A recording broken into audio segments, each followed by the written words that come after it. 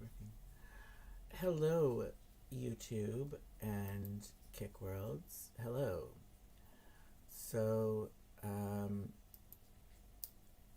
yeah, I'm talking about science, and I'm talking about, no, I'm talking about the threat that science really poses to humanity.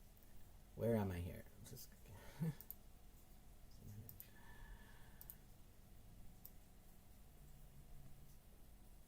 where am I? Oh, right. Here I am. Hi. Okay. So now I'm this. And, these psychopaths really could be the undoing of humanity. I mean, it's just crazy. It's crazy what I'm seeing in the news right now with regard to climate change. Okay? And there's two articles I want to take a look at with you. Um, the media is, in general, has been kind of crazy lately. Like, there's been a lot of eyebrow raising headlines. Um, yeah, let's look at this. So this is from the Washington Post. I'm going to share my screen with you so you can see what I see. Mm-mm-mm-mm. Okay.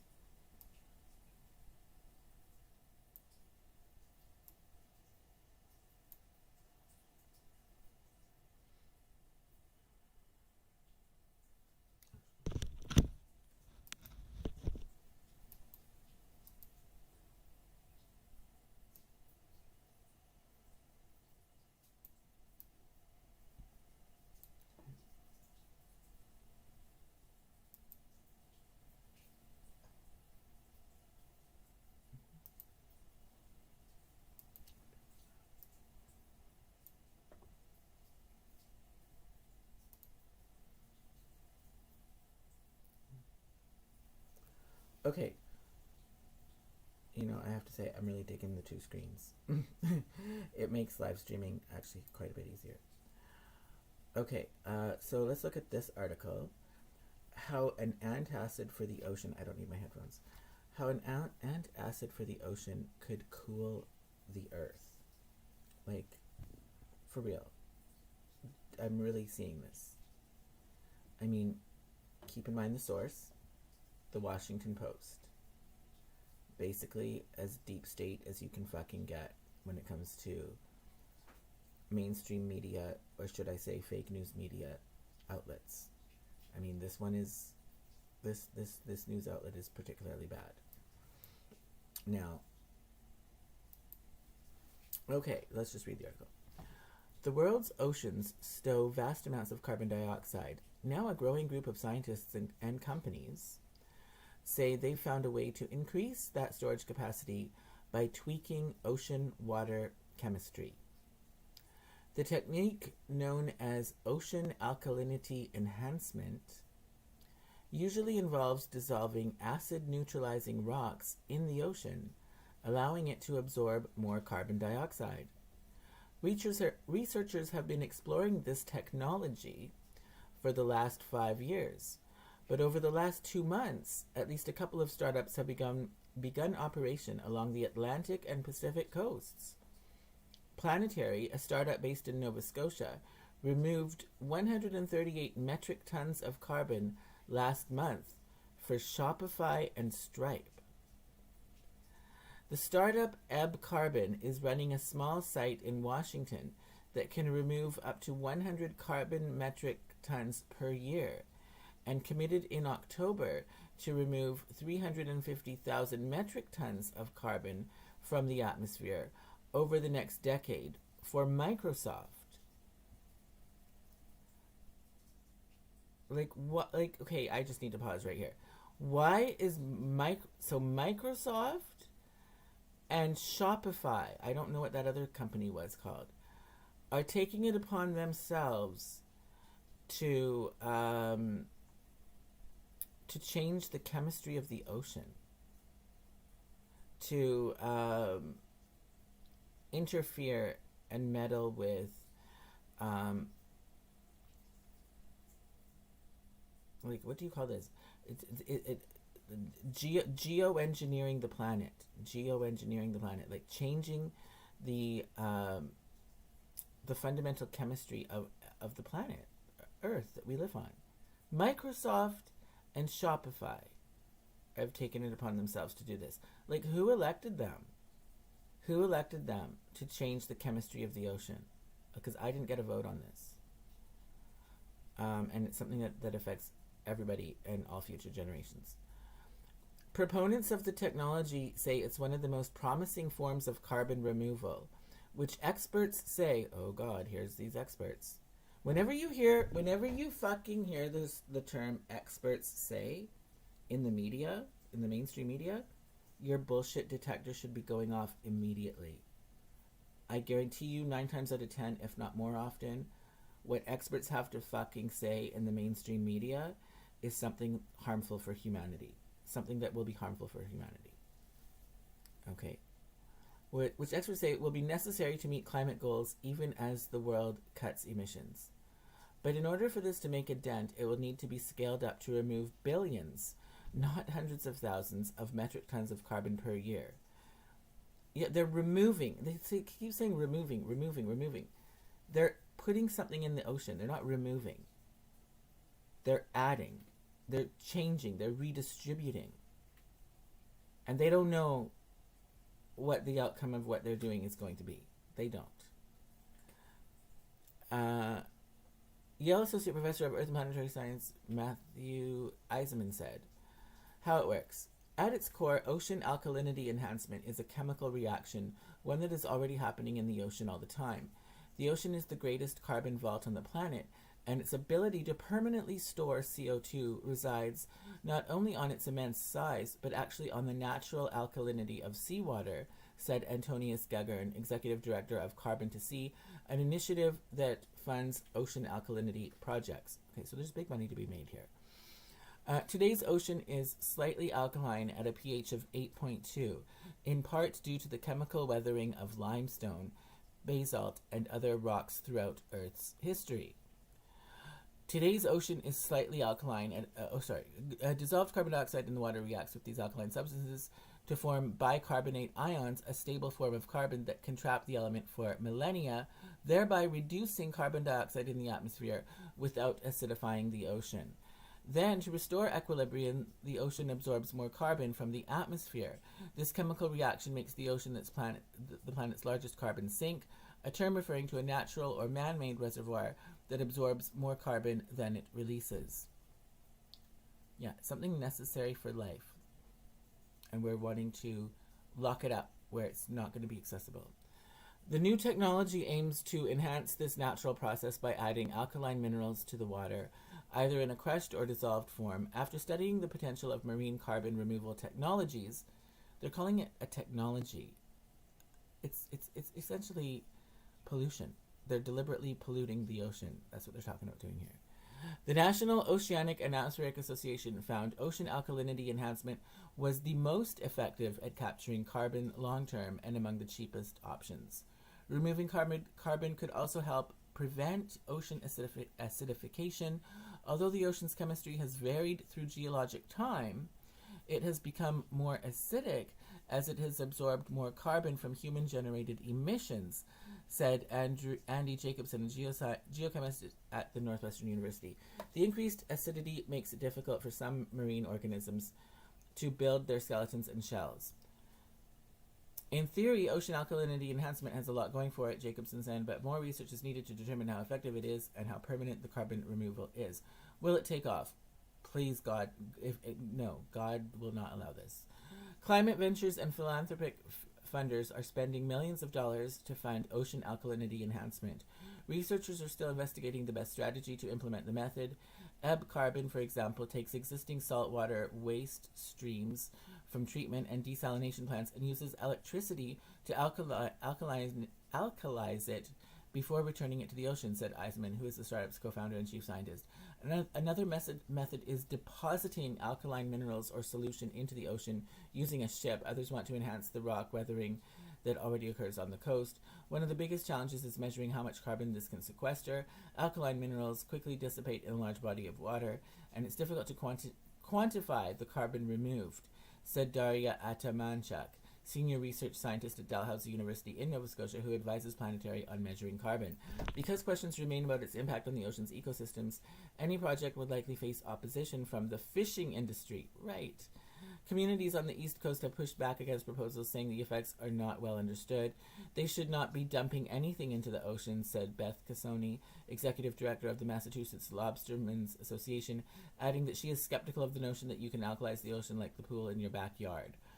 The growing evidence from early studies in labs in controlled outdoor settings suggests no serious impacts on plankton, which are at the bottom of the food web. Regulations from the Environmental Protection Agency would limit some impacts because for some types of ocean alkalinity enhancement, it caps the seawater pH change that results from the addition of materials to a pH of 9, said Grace Andrews. Like, that's quite high. Executive director and founder of the nonprofit Hourglass Climate, which researches ocean alkalinity and its environmental impacts. Right now, most people are hesitant to say this is definitely going to be helpful for marine life, simply because of the scale required to change entire oceans, she said. But it certainly has the potential. OMG.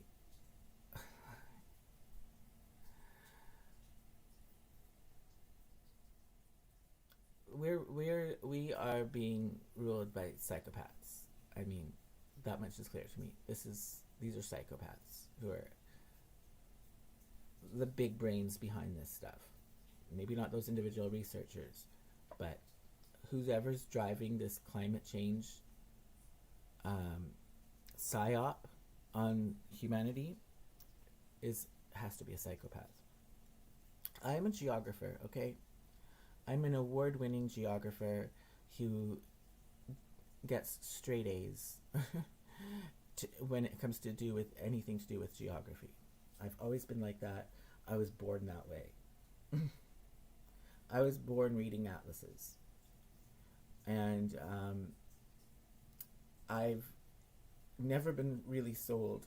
Like, I think for a while I was going along with it, but I quickly woke up. Like, I've never been sold on the climate change story. I do believe that the climate changes over time, yes. Over geologic time especially. But I don't believe that we've shown that the climate has changed because of any human activity. It likely has changed because of it likely has changed to some degree because of human activity. Humans are part of the earth and we are having an impact on it. But the change is probably negligible, and it's not been shown that the change is harmful or going to be harmful, and I'm skeptical that there's anything we can do to undo the change.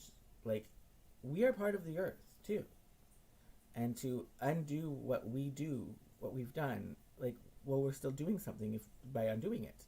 You know what I mean? Like, we can't separate out the fact that human beings are part of the earth and impact the earth, and even just doing this, which is supposedly to neutralize the impacts that we've been having on the earth in terms of carbon emissions, but we're going to make all these other changes. And what is that going to lead to? So, it's like playing God with the earth. And, the science has simply not made the case that carbon dioxide and that human emitted carbon dioxide has had an impact on climate. There's so many variables that go into driving the climate and the weather that to single out this one variable, it's not possible for us to know that carbon dioxide is responsible for any changes in the temperature, because it could also be because of different variables, like how much solar radiation is coming from the sun and how that gets impacted by processes going on within the sun itself, the chemistry of the sun itself, which can result in solar flares. And there's different cycles that the sun is on as well. and not only that, but cycles of movement of magma and in the earth, below the earth's crust.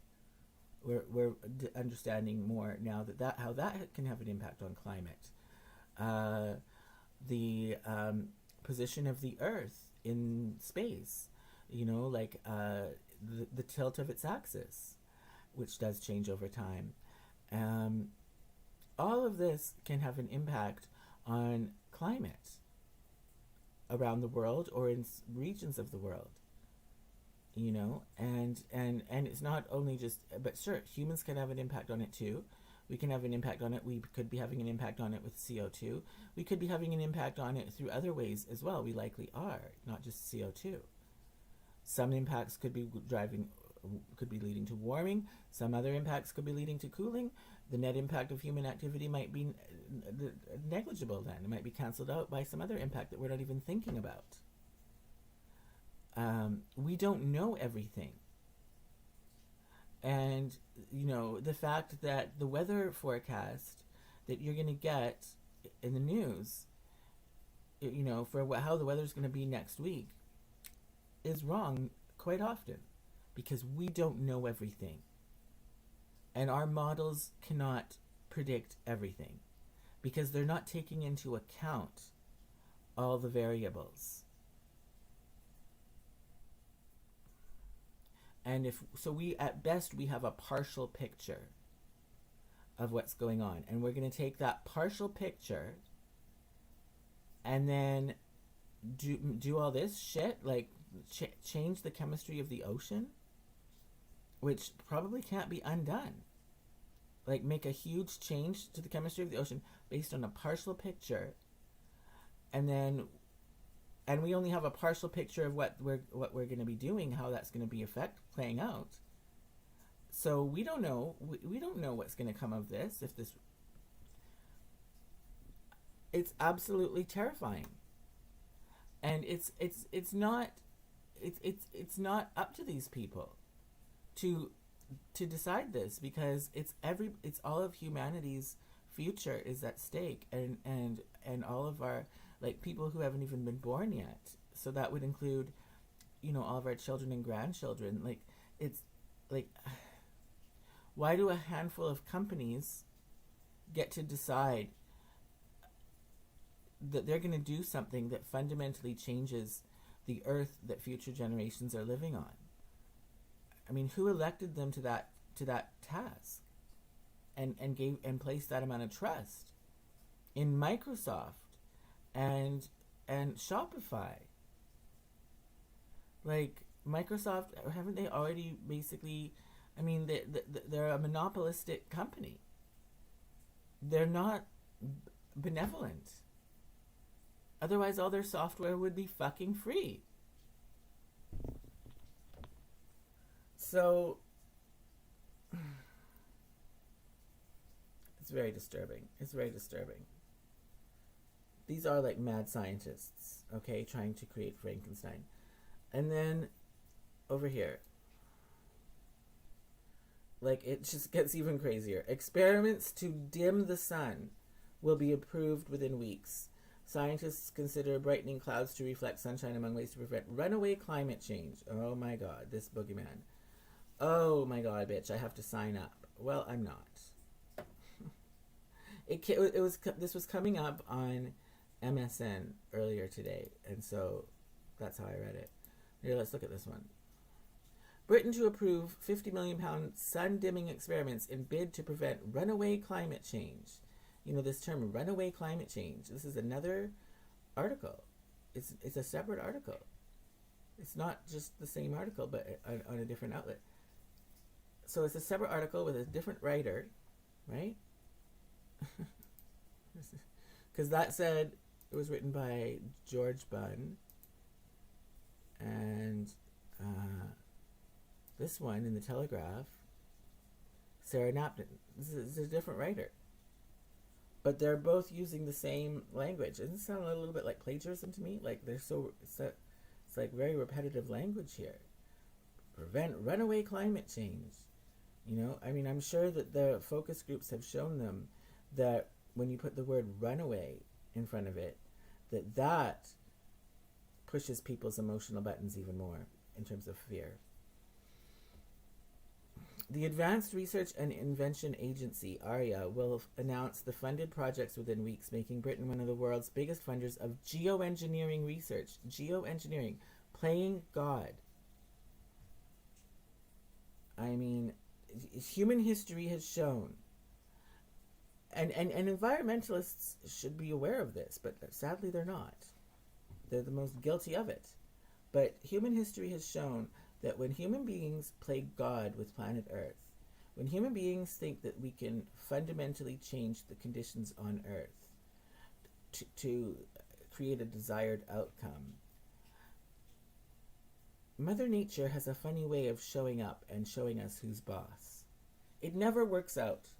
It never works out the way that the scientists or the hierophants of the times think it will work out. Professor Mark Symes, ARIA's program director, confirmed there would be small, controlled outdoor experiments on particular approaches. And notice this is a heading about money, £50 million. Okay, that's a lot of what's driving this. It's fucking money. These people are getting rich. These companies, these foundations. He's an executive director or whatever. There was something in that other article too, and I was like, oh yeah, it's all about money. Yeah, it's all about money. It's all about money. It's these carbon taxes that they're charging us and driving us to the poorhouse with. Well, money that's collected is going to something, and it's going to assholes like these people. Read more. The controversial technology aims to reflect sunlight back into space, potentially providing a temporary break on rising global temperatures, while emissions reduction efforts continue. Oh, they're so crafty. It's only temporary, bitch, so we're going to keep whipping the horse, driving you to the poorhouse by reducing the amount of carbon dioxide you can emit. So we're still going to be doing that to torture the population. So don't think that this will relieve you from that torture, because it's only temporary, fucking assholes. The experiments could include injecting aerosols into the atmosphere or brightening clouds to reflect sunshine away from Earth. One major area of research is sunlight reflection methods, which includes stratospheric aerosol injection, where tiny particles are released into the stratosphere. Another potential solution is marine cloud brightening, in which ships would spray sea salt particles into the sky to enhance cloud reflectivity. Other ideas include seeding cirrus clouds to allow more heat to escape into space, as these high-altitude clouds currently trap heat like a blanket. ARIA has emphasized that all experiments will be safe by design with strict requirements on duration and reversibility. Scientists have observed evidence supporting these approaches in real-world scenarios. Professor Jim Haywood of the University of Exeter noted that ship emissions lead to bright lines in clouds over the ocean. Oh, sounds like fucking chemtrails. God, I'm gonna get in trouble from YouTube. He also cited a 2014 volcanic eruption in Iceland that spilled out a lot of sulfur dioxide, which brightens clouds and cools the planet. Professor Symes emphasized the need for physical data, saying one of the missing pieces in this debate was physical data from the real world. Models can only tell us so much. Right. The experiments aim to provide critical data needed to properly assess the technology's potential. Geoengineering has proven controversial, with critics arguing it could bring damaging knock-on effects and distract from emissions reduction efforts. Some senior scientists recently called solar radiation management a dangerous distraction from cutting emissions, describing it as barking mad and akin to treating cancer with aspirin. There are concerns it could shift rainfall patterns, vital for food production, or have other unintended consequences. Exactly. However, scientists are increasingly worried that carbon dioxide levels aren't falling fast enough to prevent catastrophic warming. The looming threat of climate tipping points, such as the collapse of vital ocean currents or giant ice sheets, has driven increased interest in these approaches. Dr. Sebastian Eastham from Imperial College London pointed out that sulfur in jet fuel already causes a small cooling effect when emitted into the stratosphere. This points to the fact that it's theoretically possible to cool the planet with current-day technology, but there are many practical questions that need to be answered, he said. Experts believe successful experiments can be scaled up and implemented within a decade. Alongside outdoor trials, ARIA will fund modeling studies, indoor tests, climate monitoring, and research into public attitudes towards geoengineering. There is currently no international agreement governing major geoengineering schemes, with experts calling for deployment moratoriums. Exactly. Like, where do these people get off? Like, it's the world, the planet belongs to all of us. So you know, there should be international agreements before fucking with it. Who gets to take it upon themselves to make these changes? And we don't understand or know the full effects of these changes. You know, it made me think about something. When I was reading this, wasn't there was the eruption of Krakatoa in Indonesia back in the 1800s?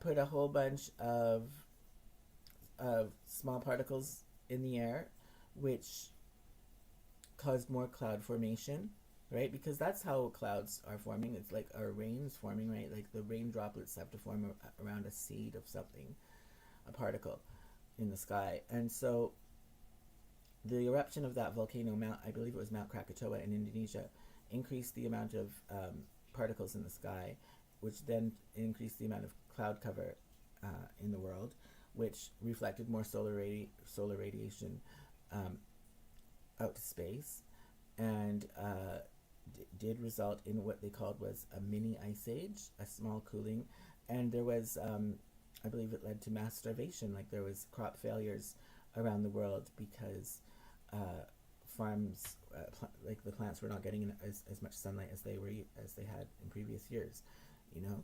So these are very dangerous things that these people are talking about, and it's been driven. It's being sold to the public as a way to address climate change, which is a big boogeyman that's never made sense. I mean, it was one thing when they were using it to drive us to the poorhouse with carbon taxes, but now that they're threatening to alter the conditions on the planet itself, which could have permanent and unforeseen consequences for all life on planet Earth for the future. I mean, they don't. There's nobody has a democratic mandate to do anything like that. These people are insane.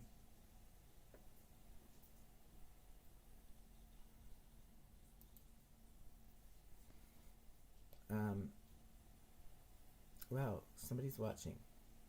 Something has changed. Something has changed with my YouTube in a positive way. And I'm scared to talk about it because I'm scared that it'll change back. Okay, yeah, I forgot about to change. Like, where are we here? Like, I'm getting people watching, and I'm getting people in the live chat, and it's very weird. And yeah, like I did a live stream today of 2.5 hours of music, and and some of it wasn't even stuff that was already on my channel. And somebody was watching for a sustained period, like an hour, and it was a real human being who actually interacted with me in the live chat. And it was unpredictable as to what they were going to say. They weren't acting like a bot. And I went through all that time. Only maybe 2 hours into it did YouTube start threatening to block the live stream. Whereas usually I get these people coming in and out constantly, like, but just for like a second at a time, where it doesn't even register as a view in the stats because they're there for such a short period. And then within a short order of that activity, then I'm getting threatening messages from YouTube that they're blocking it. So, that suggests that these people have been flagging it, right? But it was a totally different experience with the live stream earlier today. It wasn't those people coming in and out. It was one person for a sustained period, and maybe a handful of other people, but for sustained periods of time.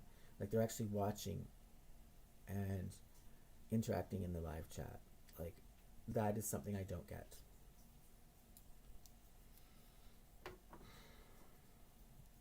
All right. Peace out.